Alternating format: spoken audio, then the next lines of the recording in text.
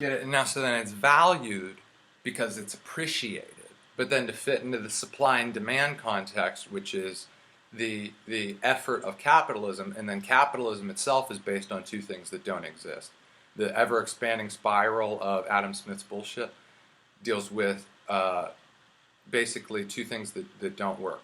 One is that there's always there's cheap oil, and then the second is that it always accelerates. It doesn't have boundaries within the classical world, which ends up amounting to war equals war, and then we have a product war on the same scale, a tickle me Elmo with a fist fight, because it drains all the way back into war equals war. Well, this is my turf, and then people end up fighting over that, and then introduce the slavists, the slave economics people, the feds, the fake ones, who then step in and say, well, look, you just give him $2, you do it because I'm going to bust you. I'm going to bust you anyway. And then everything by default goes to war equals war, which then they pick up the whole way up the flagpole to materialism and militarism. The thing about materialism, militarism, is that the materialists demand the military be subject to them, which is how you get, for example, the illegal war in Iraq.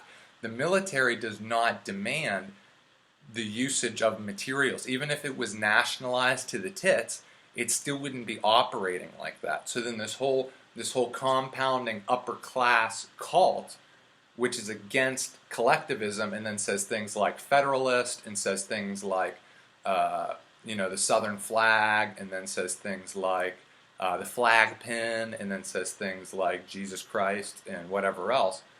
The Antichrist, good is bad, fuck war, right? And then goes and they told me to make war. That's what West Point does. I saw it in a movie.